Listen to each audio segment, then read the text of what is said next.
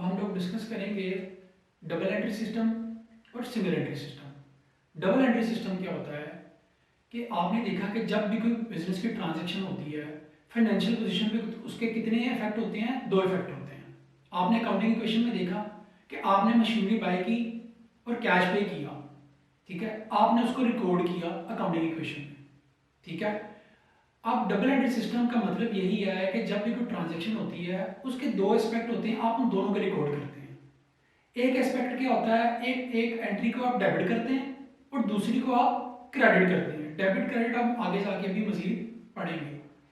अब double entry system में ये होता है कि आप अगर दोनों एस्पेक्ट को ट्रांजैक्शन को रिकॉर्ड नहीं करते तो आपकी बुक्स ऑफ अकाउंट्स होती हैं वो कंप्लीट नहीं होती, ठीक है। तो प्रिंसिपल यही है डबल एंट्री सिस्टम में कि जब भी कोई ट्रांजैक्शन होती है उसके दोनों एस्पेक्ट या दो से ज़्यादा एस्पेक्ट भी हो सकते हैं, आपने उनको रिकॉर्ड करना होता है कंप्लीटली, तो फिर आपकी बुक्स ऑफ अकाउंट्स क्या होती हैं, कंप्लीट होती हैं, ठीक है। अब मैं आप लोगों के साथ डबल एंट्री सिस्टम का प्रोसेस डिस्कस करता हूँ कि डबल एंट्री सिस्टम के प्रोसेस क्या है, ठीक है। सबसे पहले हम अकाउंटिंग की डेफिनेशन को जो है वो रिवाइज करते हैं। मैंने आपको क्या बताया था कि accounting is an art of recording, ठीक है। सबसे पहले जब भी ट्रांजैक्शन होती है तो जिस बुक में उसको रिकॉर्ड किया जाता है उसको हम बोलते हैं जर्नल, ठीक है। ये अकाउंटिंग का साइकिल भी मैं आपके साथ डिस्कस कर रहा हूँ, ठीक है। डबल एंट्री सिस्टम का प्रोसेस भी इसको बोलते हैं और ये अकाउंटिंग साइकिल भी है। डेफिनेशन को मद्देनजर रखते हुए मैं आप लोगों के साथ डिस्कस कर रहा हूँ।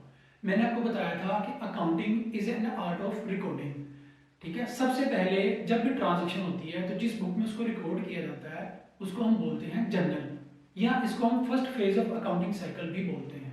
ये पहला फेज है अकाउंटिंग साइकिल का कि जब भी ट्रांजैक्शन हुई आपने उसको जिस बुक में रिकॉर्ड किया उसको हम बोलते हैं जर्नल। देन उसके बाद क्या होता है कि जो सेम और सिमिलर नेचर की ट्रांजैक्शन होती हैं उनको हम सेपरेट करते हैं, ठीक है। Accounting is an art of recording classifying. Classifying mean कि जर्नल के बाद आप क्या बनाते हैं, लेजर, ठीक है। आप सेम और सिमिलर नेचर की ट्रांजैक्शन को क्या करते हैं, सेपरेट करते हैं, ठीक है।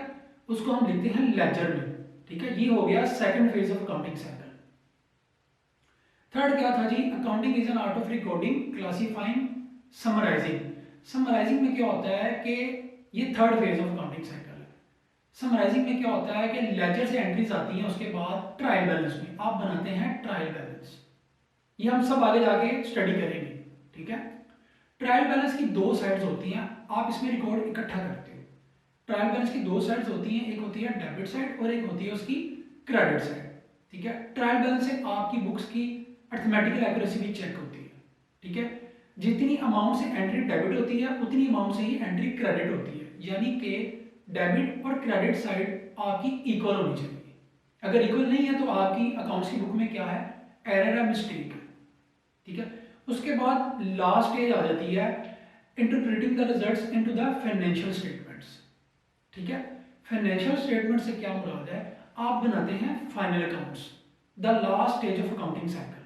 आपका इसके बाद अकाउंटिंग साइकिल क्या हो जाता है, कंप्लीट हो जाता है।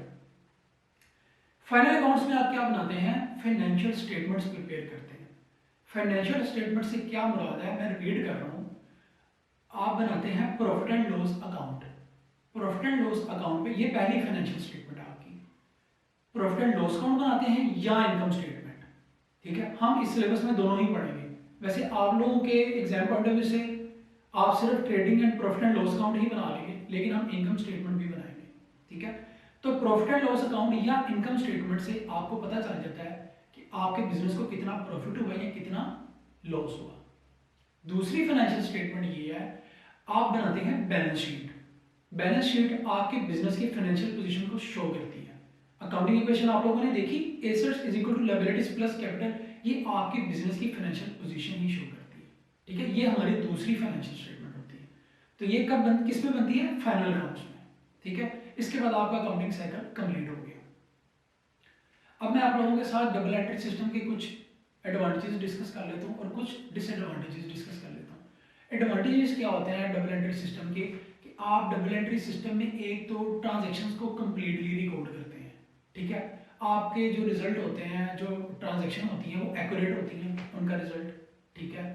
और डबल एंट्री सिस्टम क्या होता है, यूनिवर्सल माना जाता है पूरी दुनिया में, ठीक है। इसको लोग फॉलो करते हैं, ठीक है। डबल एंट्री सिस्टम में आप डिफरेंट क्लासेस के अकाउंट्स बनाते हैं, ठीक है। Assets, liabilities, capital, income, expense, इन सब के अकाउंट आप मेंटेन करते हैं डबल एंट्री सिस्टम में, ठीक है। उसके बाद डबल एंट्री सिस्टम में क्या होता है कि आप जो है टाइम सेव होता है आपका इसमें, ठीक है। फिर डबल एंट्री सिस्टम क्या होता है कि आप इसकी वजह से एक्यूरेट जो है वो फाइनेंशियल पोजीशन जो है वो प्रिपेयर करते हैं, ठीक है। Single entry system, single entry system में क्या होता है कि जब भी कोई ट्रांजैक्शन होती है, इसमें क्या करते हैं आप, हर ट्रांजैक्शन के फाइनेंशियल पोजीशन पे दो इफेक्ट होते हैं, ठीक है। एटलीस्ट दो इफेक्ट होते हैं, दो से ज़्यादा भी हो सकते हैं, तो आप उन दोनों को रिकॉर्ड करते हैं डबल एंट्री सिस्टम में। लेकिन सिंगल एंट्री सिस्टम में आप ऐसा नहीं करते। सिंगल एंट्री को हम जो है वो अकाउंटिंग फ्रॉम इनकम्प्लीट रिकॉर्ड्स भी बोलते हैं। ये आईकॉम सेकंड ईयर में पूरा चैप्टर है, आगे जाके आप लोग स्टडी करेंगे, ठीक है। तो अकाउंटिंग फ्रॉम इनकम्प्लीट रिकॉर्ड्स यानी कि सिंगल एंट्री सिस्टम जो है ये एक फॉल्टी सिस्टम है, ठीक है। इसमें आप ट्रांजैक्शंस को कंप्लीटली रिकॉर्ड नहीं करते। समटाइम्स आप क्या करते हो, दोनों ट्रांजैक्शन के दोनों एस्पेक्ट को रिकॉर्ड कर लेते हो, समटाइम एक एस्पेक्ट को रिकॉर्ड करते हो, एक एस्पेक्ट को छोड़ देते हो, और समटाइम आप एंट्री को रिकॉर्ड ही नहीं करते कंप्लीटली, ठीक है। अब इसमें क्या होता है कि आप सिर्फ और सिर्फ कैश का अकाउंट मेंटेन कर सकते हो और पर्सनल अकाउंट मेंटेन कर सकते हो। इसमें आप profit and loss account prepare नहीं कर सकते, बैलेंस शीट नहीं बना सकते।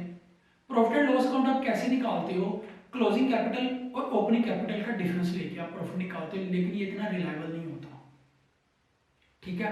फिर आप बैलेंस शीट नहीं प्रिपेयर करते इसमें, ठीक है। आप प्रिपेयर करते हो स्टेटमेंट ऑफ अफेयर्स, ठीक है, लेकिन वो भी इतनी रिलायबल नहीं होती। ये है हमारा सिंगल एंट्री सिस्टम।